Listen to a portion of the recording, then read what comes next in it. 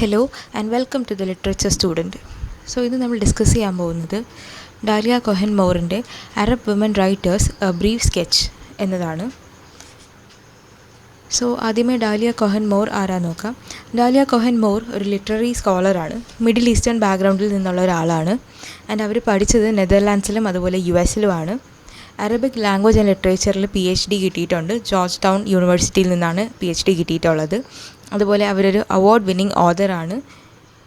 Arab culture and സൊസൈറ്റിയെ പറ്റി ഒരുപാട് ബുക്സ് പബ്ലിഷ് ചെയ്തിട്ടുണ്ട്. കുറച്ച് ബുക്സിൻ്റെ പേരുകൾ വായിക്കാം. A Matter of Fate, The Concept of Fate in the Arab World as Reflected in Modern Arabic Literature, published in 2001.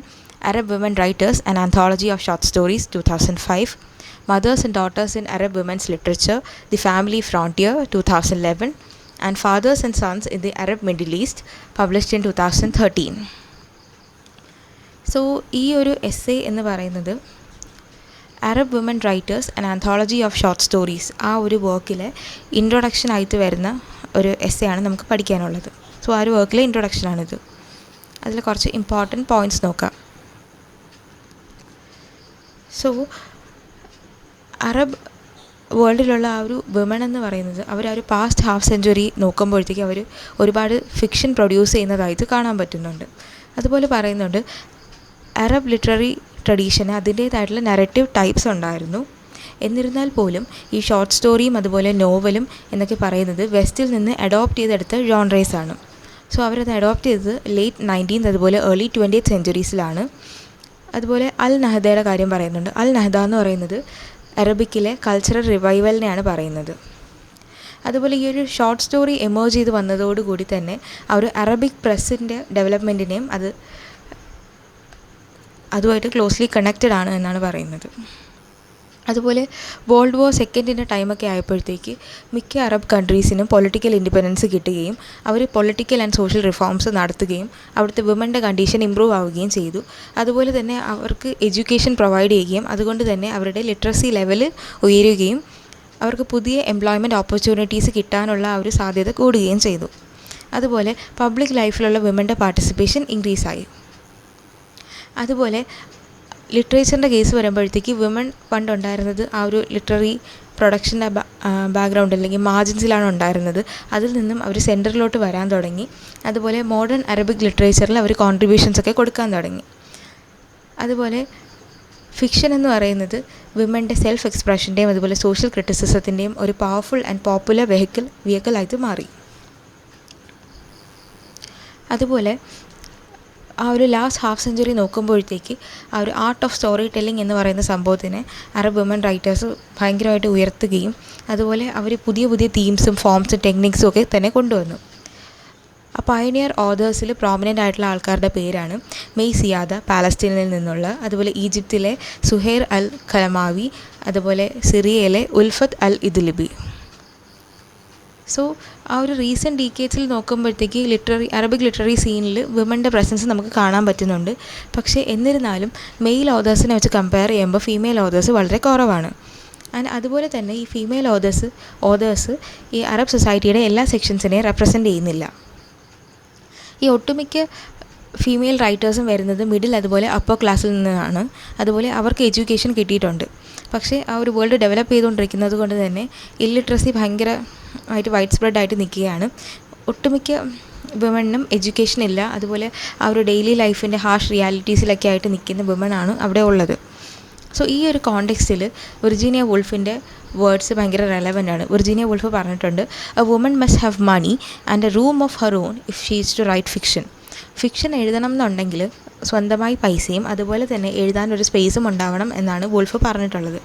അതുപോലെ wolf പിന്നെ പറയുന്ന കുറച്ച് കാര്യങ്ങളൂടെ പറയുന്നുണ്ട്. Fiction, imaginative work that is not dropped like a pebble upon the ground as science may be. Fiction is like a spider's web attached ever so lightly, perhaps, but still attached to life at all four corners. So fiction എന്ന് പറയുന്നത് സയൻസിനെ പോലെ മുകളിൽ നിന്ന് താഴോട്ടൊരു കല്ലിടുന്ന പോലെ അത്ര easy ആയിട്ടുള്ള കാര്യമല്ല.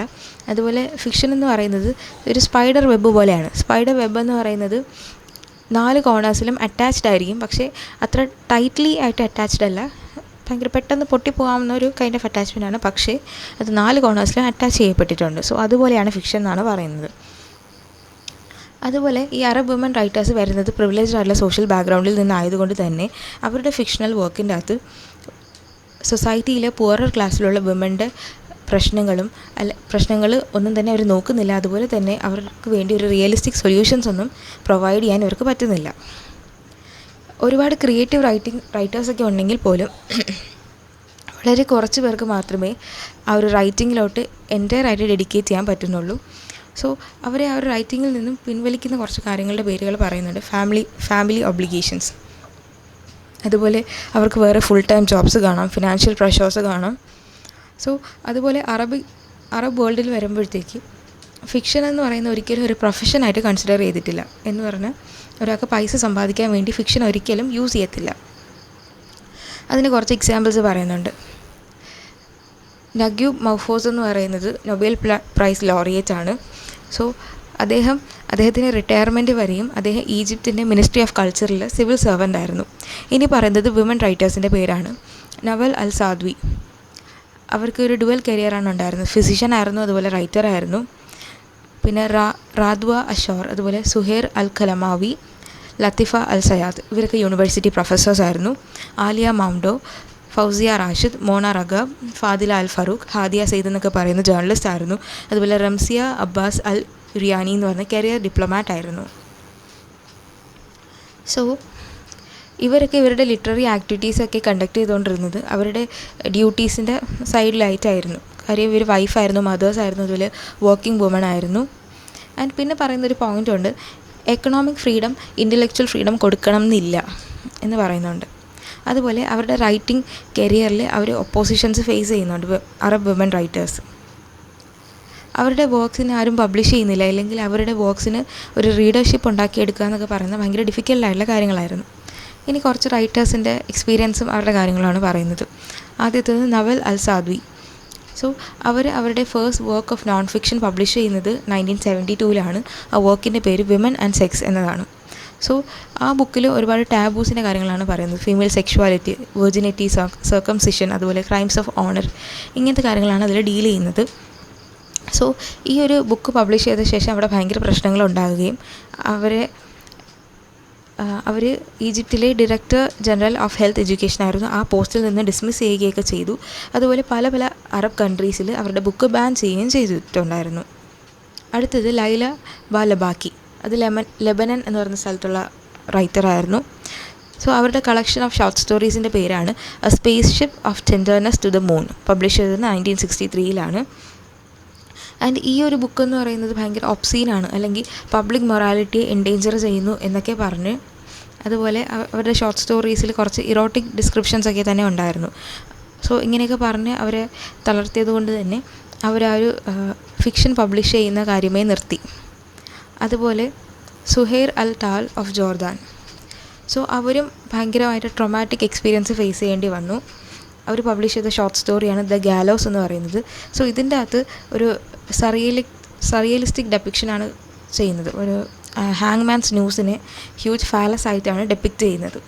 So ഒരു പബ്ലിക് എക്സിക്യൂഷൻ്റെ ആ ഒരു സീനാണ് കാണിക്കുന്നത്, ഒരു സറിയലിസ്റ്റിക് രീതിക്കാണ് കാണിക്കുന്നത്. സോ ഇതെന്ന് പറയുന്നത് പബ്ലിക് സെൻസിബിലിറ്റീസിനെ ഒഫൻഡ് ചെയ്യുകയാണ് എന്ന് ആണ് പറയുന്നത്. അതുകൊണ്ട് തന്നെ ഇവരെ ജയിലിലടക്കുകയാണ് ചെയ്തത് കുറച്ച് കാലത്തേക്ക്. അതുപോലെ സാബിയ ഖാമിസ് UAE ആളായിരുന്നു, റൈറ്ററായിരുന്നു. അവരെയും 5 മാസത്തോളം അറസ്റ്റ് ചെയ്ത് ജയിൽ ചെയ്തിട്ടുണ്ടായിരുന്നു, ട്രാൻസ്ഗ്രസീവ് പോയട്രി എഴുതുന്നത് കൊണ്ട്. സോ അതുപോലെ പറയുന്ന കാര്യമുണ്ട്, അറബ് വുമൻ റൈറ്റേഴ്സ് അവരുടെ സ്വന്തം ഫാമിലീസിൽ നിന്ന് തന്നെ ഒപ്പോസിഷൻ ഫേസ് ചെയ്യേണ്ടി വരുന്നു. അലീഫ റിഫാത്ത് എന്ന് പറയുന്നത് ഒരു അറബ് റൈറ്ററാണ്. അവരെ ആദ്യമേ റൈറ്റിങ്ങിൽ നിന്ന് ഡിസ്കറേജ് ചെയ്തത് അവരുടെ ഫാദറായിരുന്നു. അതിനുശേഷം അവരുടെ ഹസ്ബൻഡ് പറഞ്ഞു എഴുതി കഴിഞ്ഞാൽ ഡിവോഴ്സ് ചെയ്യും എന്നാണ് ത്രെട്ടൻ ചെയ്തിരുന്നത്.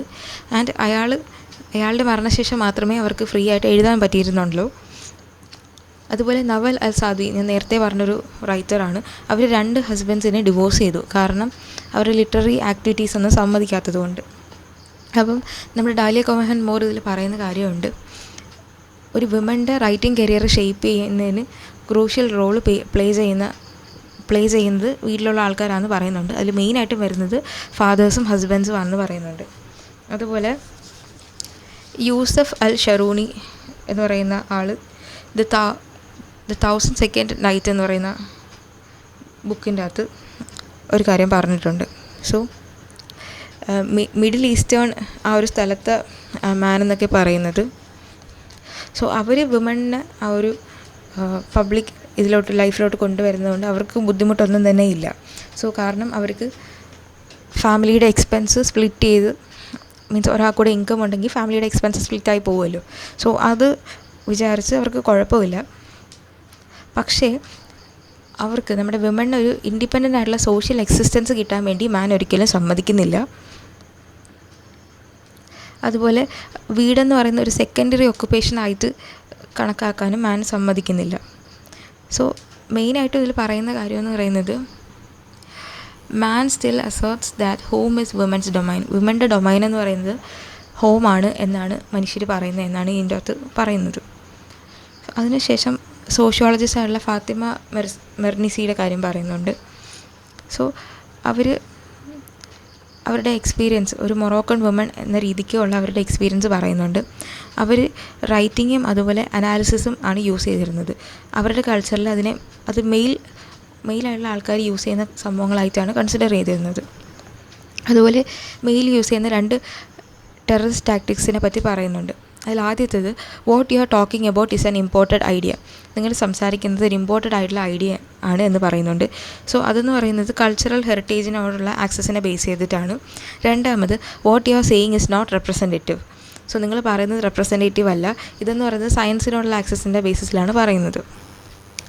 സോ നമ്മുടെ മെർനിസി കൺക്ലൂഡ് ചെയ്ത് പറയുന്നത്, that the relation between the sexes are always inextricably and unconditionally linked to class relations. So ഈ ഒരു മാൻ ആൻഡ് വുമൺ അല്ലെങ്കിൽ മെയിൽ ഫീമെയിൽ ആ ഒരു റിലേഷൻ എന്ന് പറയുന്നത് ക്ലാസ് റിലേഷൻസ് പോലെയാണ്, അതുമായിട്ട് ലിങ്ക്ഡ് ആണ് എന്നാണ് പറയുന്നത്.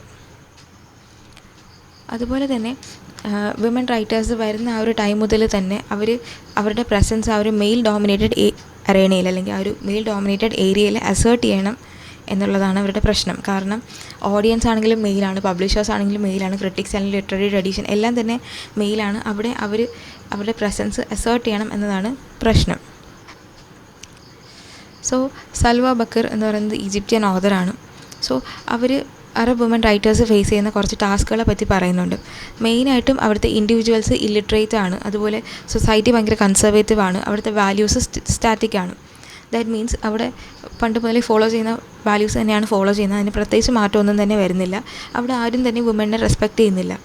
സോ ഈ ഒരു സിനേറിയോയിൽ വരുമ്പോഴത്തേക്ക് നമ്മുടെ എഴുതുന്ന റൈറ്റർ പോലും എഴുത്ത് നിർത്തിയിട്ട് ഒരു നിമിഷം ആലോചിക്കുന്നുണ്ട് ആർക്ക് വേണ്ടിയാണ് എഴുതുന്നതെന്ന്. സോ അങ്ങനെ ഒരു തോട്ട് വരുന്നുണ്ടെങ്കിൽ പോലും അവരുടെ റൈറ്റിങ്ങിലൂടെ അവരുടെ ഫീലിങ്സും തോട്ട്സും ഒക്കെ എക്സ്പ്രസ് ചെയ്യാൻ ശ്രമിക്കുന്നുണ്ട്. സോ ഞാൻ ആദ്യമേ പറഞ്ഞു, നമ്മുടെ ഈ ഒരു എസ്സേ എന്ന് പറയുന്നത് ഒരു ആന്തോളജിയുടെ ഇൻട്രൊഡക്ഷനാണ്. സോ ആ ഒരു ആന്തോളജിയിൽ റെപ്രസെൻറ്റ് ചെയ്തിട്ടുള്ള കുറച്ച് എമിനൻ്റ് ആയിട്ടുള്ള റൈറ്റേഴ്സിൻ്റെ പേരുകൾ വായിക്കാം. Ulfat al Idlibi, Syria, she's from Syria. അതുപോലെ ഹനാൻ അൽ ഷെയ്ഖ് എന്ന് പറയുന്നത് ലെബനനിലെ റൈറ്ററാണ്. Layla al Othman from Kuwait, Nawal al Saadawi from Egypt, Daisy al Amir from Iraq. അതുപോലെ കുറച്ച് റൈസിങ് യങ് റൈറ്റേഴ്സിൻ്റെ പേരും കൊടുത്തിട്ടുണ്ട്. Samia Atoud from Palestine, Nusa bin Sulaiman from Morocco, Umayma al Khamis from Saudi Arabia and Saha al മുജി from Egypt. അതുപോലെ ഒട്ടുമിക്ക റൈറ്റേഴ്സിനെയും European ലാംഗ്വേജസിലോട്ടൊക്കെ translate ചെയ്ത് അവർക്ക് international റെക്കഗ്നിഷനൊക്കെ കിട്ടിയിട്ടുണ്ട്. അതേസമയം ചില ഓതേഴ്സിൻ്റെ വർക്ക്സൊക്കെ ആദ്യമായിട്ടാണ് ഇംഗ്ലീഷിലോട്ട് വരുന്നത്. അതും ഈ ഒരു Arab woman writers and anthology of short stories ഈ വർക്കിലൂടെയാണ് പുറത്തോട്ട് വരുന്നത്. അതുപോലെ പറയുന്നുണ്ട്, ഈ ഒരു ആന്തോളജിയിലുള്ള വുമൻ റൈറ്റേഴ്സിനെ 2 ഗ്രൂപ്പായിട്ട് ഡിവൈഡ് ചെയ്യാം. ആദ്യത്തേത് അറബ് ഈസ്റ്റിൽ നിന്നുള്ള ആൾക്കാർ, രണ്ടാമത്തേത് അറബ് വെസ്റ്റിൽ നിന്നുള്ള ആൾക്കാർ. അറബ് ഈസ്റ്റിൽ നിന്നുള്ള ആൾക്കാരെ മഷ്രിഖ് എന്നും അതുപോലെ അറബ് വെസ്റ്റിൽ നിന്നുള്ള ആൾക്കാരെ മഗ്രിബ് എന്നുമാണ് പറയുന്നത്. സോ ഈ ഒരു ഡിവിഷൻ ഉണ്ടാവാൻ കാരണം 19th and 20th സെഞ്ച്വറിയിലുണ്ടായിരുന്ന ഒരു കൊളോണിയൽ പവറിൻ്റെ ഡോമിനേഷൻ കാരണമാണ്. അറബ് ഈസ്റ്റിലുണ്ടായിരുന്ന കൺട്രീസ് എന്ന് പറയുന്നത് ബ്രിട്ടീഷ് കൊളോണിയൽ റൂളിൻ്റെ അണ്ടറിൽ ആയിരുന്നു. സോ അതിന് എക്സാമ്പിൾ വരുന്നത് ഈജിപ്റ്റ്, അതുപോലെ പാലസ്തീൻ, ഇറാഖ്. അതുപോലെ അറബ് വെസ്റ്റിൻ്റെ അണ്ടറിൽ വരുന്ന അൾജീരിയ, ടുണീഷ്യ, മൊറോക്കോ എന്നൊക്കെ പറയുന്നത് ഫ്രഞ്ചാണ് ഒക്കുപ്പൈ ചെയ്തിരുന്നത്. ഈ French colonial rule North African writers face ചെയ്യുന്ന ബൈ കൾച്ചറലിസത്തിനെ പറ്റി ആ ഒരു പ്രോബ്ലത്തിനെ പറ്റി എക്സ്പ്ലെയിൻ ചെയ്യുന്നുണ്ട്. അതുപോലെ ബ്രിട്ടീഷ് കൊളോണിയൽ പോളിസി എന്ന് പറയുന്നത് ഇംഗ്ലീഷ് ലാംഗ്വേജും കൾച്ചറും ഒന്നും കോളനൈസ്ഡിൻ്റെ മണ്ടയിലോട്ട് അടിച്ചേൽപ്പിക്കുന്നുണ്ടായിരുന്നില്ല, ഇമ്പോസ് ചെയ്യുന്നുണ്ടായിരുന്നില്ല. അതേസമയം ഫ്രഞ്ച് ആണെങ്കിൽ ആ ഇൻഡിജിനിയസ് അവിടെ ഉണ്ടായിരുന്ന ലാംഗ്വേജും കൾച്ചറും ഒക്കെ എടുത്ത് മാറ്റി അവിടെയൊക്കെ ഫ്രഞ്ചിൻ്റെ ആ ഒരു ഇൻഫ്ലുവൻസ് കൊണ്ടുവരാൻ ശ്രമിച്ചിട്ടുണ്ടായിരുന്നു.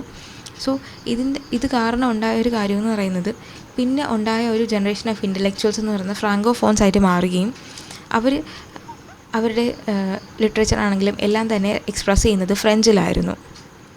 അതിന് കുറച്ച് എക്സാമ്പിൾസ് കൊടുക്കുന്നുണ്ട്. ആൾജീരിയൻ വിമൻ റൈറ്റേഴ്സായിട്ടുള്ള ജമീല ഡിബച്ചെ, അതുപോലെ അസിയ ജബാർ, അവരുടെ മെയിൽ കൗണ്ടർ പാർട്സ് ആയിട്ടുള്ള മുഹമ്മദ് ദെബ്, അതുപോലെ കത്തബ് യാസിൻ, അതുപോലെ മൊറോക്കൻ നോവലിസ്റ്റ് ആയിട്ടുള്ള Driss Chraibi and Tunisian Albert Memmi. So ഇവരൊക്കെയാണ് ഇതിന് എക്സാമ്പിൾസ് ആയിട്ട് വരുന്നത്. നോർത്ത് ആഫ്രിക്കൻ ഓതേഴ്സ് അറബിക്കിലാണ് എഴുതുന്നതെങ്കിൽ പോലും അവരുടെ വർക്ക്സിൽ ഫ്രഞ്ച് ഇൻഫ്ലുവൻസ് കാണാൻ പറ്റുമായിരുന്നു. അതിന് 2 എക്സാമ്പിൾസ് പറയുന്നുണ്ട്. മൊറോക്കൻ റൈറ്ററായിട്ടുള്ള കന്നദ ബന്നുന അവരുടെ സ്റ്റോറി ആയിട്ടുള്ള ഷാറ്റേർഡ് എക്സ്പെക്റ്റേഷൻസിൻ്റെ അകത്ത് ഒരു നൈറ്റ് ക്ലബ് എന്ന മീനിങ് വരുന്ന ഒരു ഫ്രേസ് യൂസ് ചെയ്തിട്ടുണ്ടായിരുന്നു. സോ അതെന്ന് പറയുന്ന ഒരു ഫ്രഞ്ച് ഫ്രേസിൽ നിന്നുള്ള വേർഡ് ടു വേർഡ് ട്രാൻസ്ലേഷൻ ആയിരുന്നു. അതുപോലെ ആൾജീരിയൻ റൈറ്ററായിട്ടുള്ള ഫാദില അൽ ഫറൂഖ് അവരുടെ സ്റ്റോറി ആയിട്ടുള്ള ഹോം കമ്മിങ്ങിൻ്റെ അകത്ത് മിസിറിയ എന്ന് പറഞ്ഞൊരു വാക്ക് യൂസ് ചെയ്തിട്ടുണ്ടായിരുന്നു മിസറിക്ക് വേണ്ടിയിട്ട്. അതുപോലെ പറയുന്നുണ്ട് അറബ് ഈസ്റ്റിൽ നിന്നുള്ള മെജോറിറ്റി വർക്ക്സും അറബിക്കിലാണ്, അതേസമയം നോർത്ത് ആഫ്രിക്കയിൽ നിന്നുള്ള വർക്ക്സൊക്കെ ഫ്രഞ്ചിലാണ്. ആൻഡ് നമ്മുടെ ഈ ഒരു വോള്യൂമിൻ്റെ അകത്ത് വളരെ കുറച്ച് only women writers of Arabic have been included. നമ്മുടെ ഈ ഒരു വോള്യത്തിൻ്റെ അകത്ത് അറബ് സൈഡിൽ നിന്നുള്ള വിമൻ റൈറ്റേഴ്സിനെ മാത്രമേ ഇൻക്ലൂഡ് ചെയ്തിട്ടുള്ളൂ എന്നാണ് പറയുന്നത്. സോ ഈ ഒരു എസ്സേ ഇത്രയേ ഉള്ളൂ. സോ നിങ്ങൾക്ക് എന്തെങ്കിലും കൂടുതൽ കാര്യങ്ങൾ ഇതിനെപ്പറ്റി അറിയാനുണ്ടെങ്കിൽ കമൻറ്റ് ചെയ്യുക. വേറെ ഏതെങ്കിലും ടോപ്പിക്സിൻ്റെ വീഡിയോ ലെക്ചേഴ്സ് വേണമെന്നുണ്ടെങ്കിലും കമൻറ്റ് ചെയ്യുക. Thank you.